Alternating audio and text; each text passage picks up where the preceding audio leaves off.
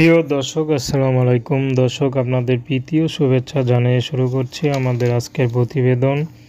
তো দর্শক, আজকে আমরা এক অসহায় মেয়ের গল্প তুলে ধরব, যার নাম হচ্ছে সালমা।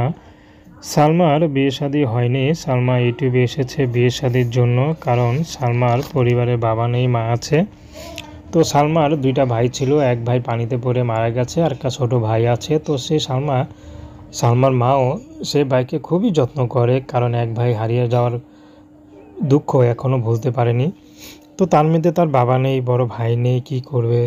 তো সালমা ছোটো ভাইকে নিয়ে সালমা স্বপ্ন দেখে। সালমা নিজেই পড়াশোনা ছেড়ে দিয়েছে তার ভাইকে মানুষের মতো মানুষ করবে বলে, কারণ এত খরচ তার মার পক্ষে চালানো সম্ভব না।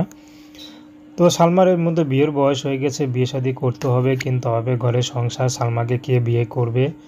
যারাই বিয়ে করতে আসে তারাই শুধু যৌতুক চায়। তো এই জন্য সালমা এখন ইউটিউবে এসেছে।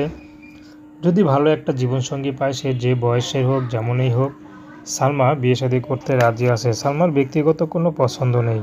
সালমাকে যে ভালোবাসতে পারবে, তার ঘরে যদি বউ বাচ্চা থাকে, সালমা রাজি আছে।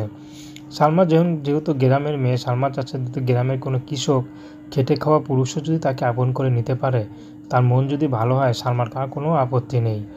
তো দর্শক, এ ছিল সালমার জীবনের সংক্ষিপ্ত জীবন কাহিনী। তো প্রেম, ভালোবাসা, সাহায্য, সহযোগিতা, বিয়ে শাদী করা একান্ত আপনাদের ব্যক্তিগত ব্যাপার।